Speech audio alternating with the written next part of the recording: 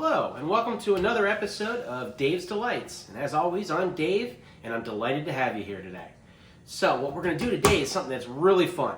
We are going to make beef, mushroom, and Guinness pies. Now, usually you make one big one, but I was at a thrift market, and I found these little guys. So I've got 6 of these tiny little mini personal pies. So we're going to try to make these up as personal meat pies for everybody. So, what we have for ingredients for this is olive oil that we're going to divide up for frying stuff as the main cooking oil. And then I have a pound of cubed beef. Now, this you can take stew meat or you can use steak or whatever you want, but you want to have it to be cubed up to be pretty small, because remember, this is going to be like fork food inside as the filling of a pie. If it's too big, and when I used to just put whole pieces of stew in, like a stew-sized beef, and it was too much to chew. This makes it a lot better.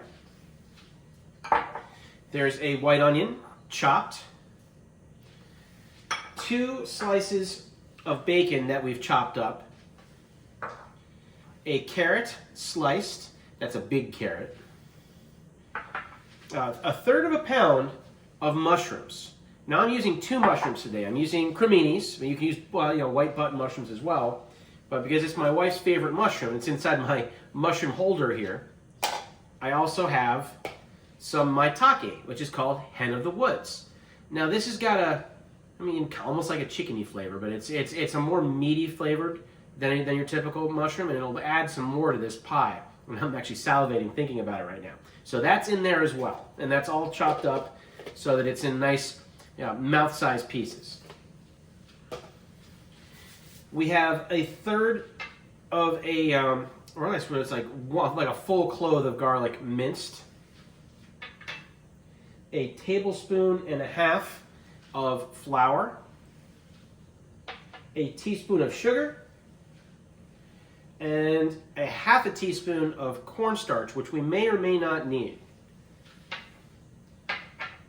And then we have a teaspoon of thyme, dried thyme, 2 bay leaves, because you got to have the bay leaf, and then we have 1 egg that we'll beat as we need it, because that's going to go on top to make the crust brown at the end. And then I have a cup of a stout beer and a 1.25 cups of beef broth. So we're going to take all this, and it's a process which we're going to go through of browning the meat, and then cooking the vegetables, then bringing all the stuff back together, and then letting it stew for about 1.5 hours. So let's head on over to the stove, and we'll get that stuff going inside my Dutch oven. I'll see you in a moment. All right, so we are back, and we're ready to go. I'm going to put my stove up to high heat at the moment, and we're going to start heating up this Dutch oven. You can use a deep pan as well, but this happens to be pretty good for me if I'm stewing as far as things that I have and sizes. Now, the first thing we're going to do is we're going to put 2 tablespoons of olive oil in this pan. 1 and 2. And that's going to heat up with this pan here.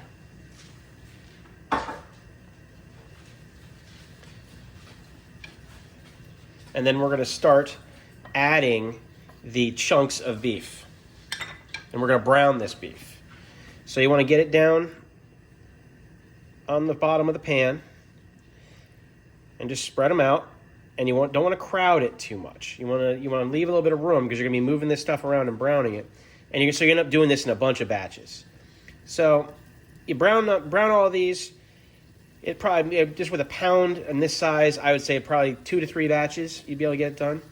And then just pull, once the meat is browned, pull that meat off, put it aside, do another batch, and then reserve all the meat when you're done, and then we move on to the next thing. So, as you can see, I'm going to be doing most of this behind the scenes, so you don't have to watch me browning a whole pound of meat. But there you go, you can see it's starting to go. Just flip it over as you need to brown all sides. We'll see you once this is done. Okay, we're back, and this is the last of our meat that we're pulling off that is now brown. As you can see, I've got the rest of it reserved here. And now we got to move a little quickly because I don't want to burn the bottom of the pan. We're going to put another tablespoon of olive oil in. And we're going to put in the bacon. We're going to stir that around, get it spread out.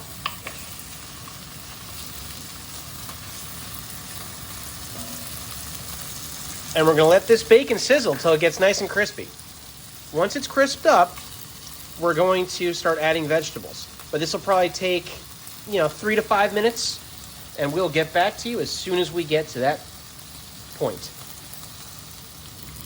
The bacon's looking really good. It's getting crispy. There's some really nice rendering down the bottom of the pan. So it's time to start adding the vegetables. We're going to put in the onion.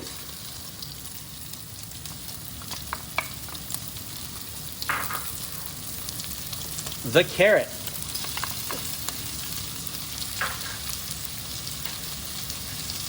And the garlic.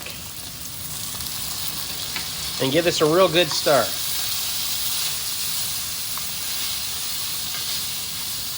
And I'm going to drop the heat to medium so I don't burn anything. And we're going to let this just cook while we stir it for about 10 minutes till everything's softened up a little bit. You'll see the onions get nice and translucent, and the carrots won't be little rocks. And at that point, we'll be ready for the next step. So we'll see you as soon as we get there. Now, halfway into this, so about 5 minutes in, I added the teaspoon of sugar and started stirring it. You didn't want to do it right away because you didn't want the sugar to burn.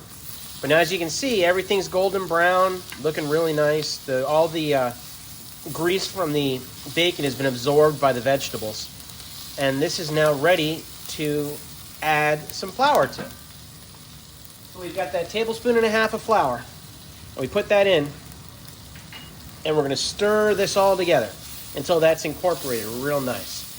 This is tough because I'm left-handed, but I don't want to get that in front of the way of the camera anymore. Look at that. That's coming together. And now I'm going to add the Guinness. Pardon me, the whatever brand of stout you like.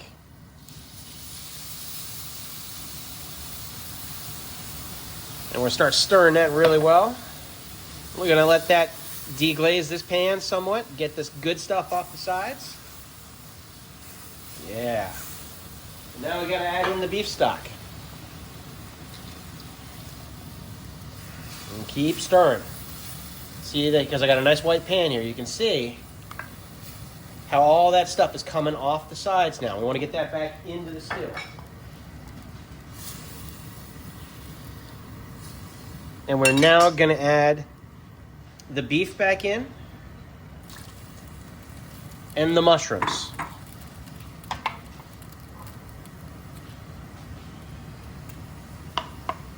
And start stirring this all up, get it all in and combined together. Perfect.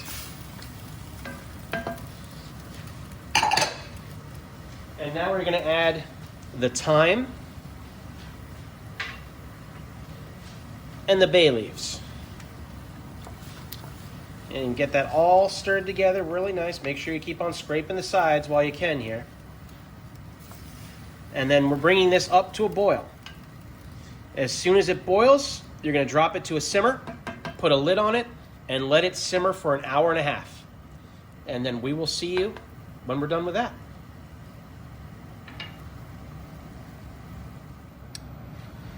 Okay, this is done simmering for an hour and 15 minutes, and now we're going to add in that cornstarch with 1 tablespoon of water.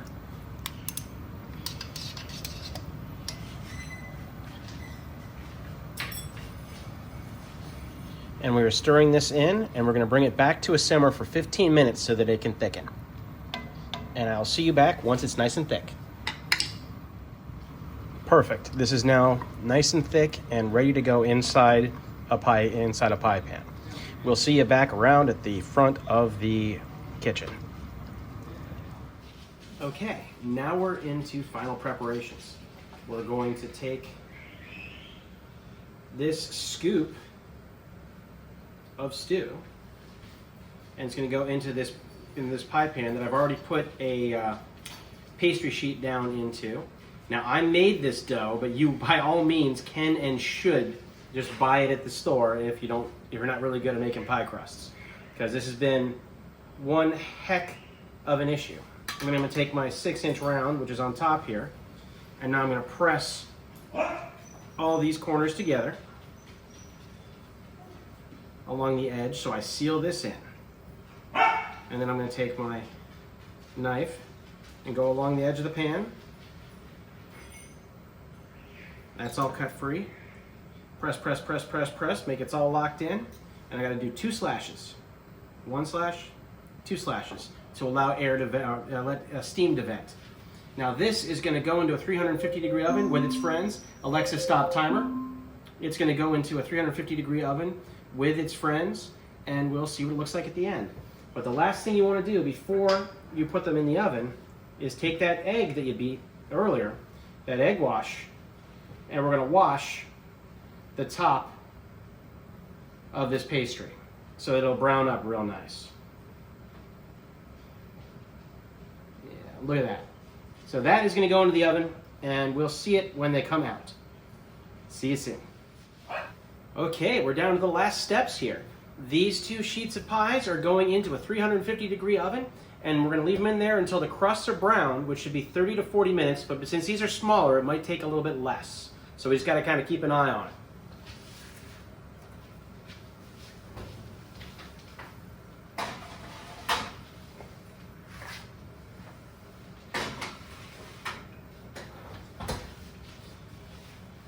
And using the magic of editing, I'll be right back with you. See you then. Okay, welcome back. Now everything's out of the oven. This took 40 minutes exactly for these six pie pans. Now normally it says 30 to 40 minutes, and I assumed because they were smaller pans it would be less, but I kept checking, and it took that 40 minutes for this crust to brown up. Now as you can see, it's a pretty good looking little pie pan. You know, and you have your own little personal here, and we can crunch into it. And as you can see, it's got all the good fillings on the inside. So that is going to be a lovely lunch for somebody. Now, by all means, try this recipe yourself. Show it, do it at home. Let me know. Give me some comments. Send me pictures. Show me how it all came out. Or suggest what you'd like me to do. I look forward to seeing you guys again next time. Stay safe, and I'll see you soon.